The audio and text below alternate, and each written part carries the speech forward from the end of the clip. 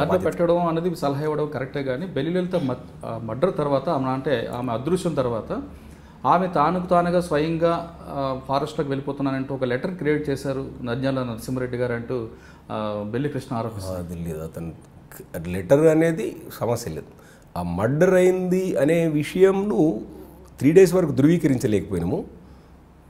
అంటే మర్డర్ ఎట్లా మీరు టౌన్ ఎస్ఐ భువనగిరి టౌన్ మీకు అప్పుడు కంప్లైంట్ ఏ విధంగా వచ్చింది, మీరు ఎలా కంప్లైంట్ వాళ్ళు మర్డర్ అనేది కూడా వాళ్ళు చెప్పలేము. మాకు బెల్లిలంతా అదృశ్యమైంది అని చెప్పారు. ఆమె భర్త హైదరాబాద్లో ఉంటాడు, 2 పిల్లలు ఉన్నారు, ఆమె ఎటుపోయింది లేదు అదృశ్యమైందని మాకు కంప్లైంట్ వచ్చింది. SI as a station house officer నేను రిజిస్టర్ చేశాను, కేసు రిజిస్టర్ చేసి ఇన్వెస్టిగేషన్ చేసినామంట. ఆమె ఎటుపోయింది ఏందని. అంటే ఇప్పటిలాగా ఇమీడియట్గా మనకు సెల్ లొకేషన్ అది కాకుండా ట్రెడిషనల్ ఇన్వెస్టిగేషన్ చేసినామంట. ఫార్మల్గా ఏ రకంగా పోద్ది, వాళ్ళ బంధువుల దగ్గరికి పోద్దా, ఎటుపోతుంది. అప్పుడు ఆ ఇన్వెస్టిగేషన్ చేసినప్పుడు ఈమెకు గొల్ల కుర్మ డోల్ దెబ్బ కన్వీనర్ స్టేట్ అనే ఒక పదం ఉంది. ఈమె పాటలు పాడుతుంటుంది. ఆ పాటలు పాడినప్పుడు ఎక్కడెక్కడ ఉన్నాయని కొంచెం కొన్ని సీడీలలో ఈమె దొరికిన తర్వాత దాన్ని అనలైజ్ చేస్తే డెప్త్గా పోతే అప్పుడు పీడబ్ల్యూతో సంబంధాలు ఉన్నట్టు తెలిసినాక మీరేందా పీడబ్ల్యూతో సంబంధం ఉన్నది, అటుపోయిందా ఇటుపోయిందా మాకు తెలియదు కదా, మేము ట్రేస్ చేస్తాము అని కొంత ర్యాష్గా మాట్లాడి ఉండొచ్చు. బట్ బెదిరించిన తర్వాత బెల్లిలలిత డెడ్ బాడీ ముక్కలు దొరకడంతో మర్డర్ అయినట్లుగా మీరు ఐడెంటిఫై చేశారు. మర్డర్ అయిందని ఐడెంటిఫై చేసిన తర్వాత అలీముద్దీన్ ఇల్లు సెర్చ్ చేస్తే బ్లడ్ స్టెయిన్స్ దొరికినాయి. కేసు రిజిస్టర్ చేసి వాళ్ళని రిమాండ్ చేసినాం. అప్పుడు ఉన్న ఇన్స్పెక్టర్ సత్యనారాయణరావు సార్, నేను రవీంద్ర రెడ్డి సాబ్ అంతా టీము వేరే పైన ఆఫీసర్స్ అందరూ కూడా పెట్టి రిమాండ్ చేసినాం. రిమాండ్ చేసిన తర్వాత దాని తర్వాత కాన్సిక్వెన్స్గా ముఖ కరుణాకర్ను వాళ్ళు చంపారు. ఇట్లా బెల్లిలలిత ఇట్లా ఆ కాన్సిక్వెన్స్లో మర్డర్స్ జరిగినాయి అక్కడ. అది కొంచెం సంచలనాత్మకంగానే జరిగినాయి అక్కడ.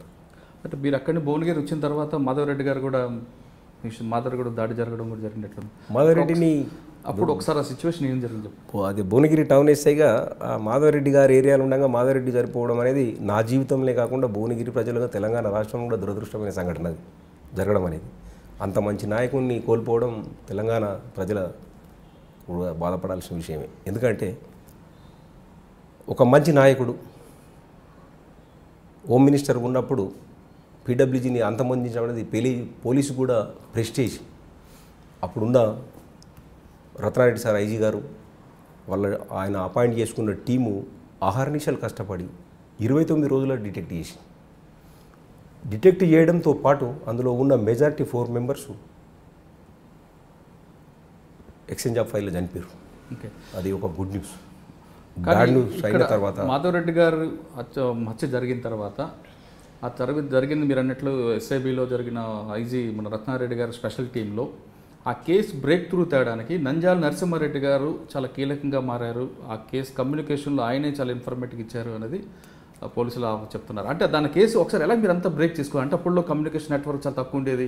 మీరు అన్నట్టు ట్రెడిషనల్ ఇన్వెస్టిగేషన్ కూడా చాలా తక్కువ. ఇన్వెస్టిగేషన్ అనేది ప్రాపర్ ఇన్వెస్టిగేషన్ అప్పుడున్న ఆఫీసర్స్ అందరూ, నా ఉద్దేశంలో అప్పుడున్న ఆఫీసర్స్ టాప్ ఐజీ ర్యాంక్ వరకు, అంటే కింది ర్యాంకు కానిస్టేబుల్ నుంచి ఆవిడ ఐజీ ర్యాంక్ వరకు మాధవరెడ్డి గారి మీద ఉన్న ప్రేమతో అందరూ మనసు పెట్టి చేశారు. ప్రతి వాళ్ళు నా వంతు కర్తవ్యం కూడా నేను నెరవేర్చిన అనుకుంటున్నాను.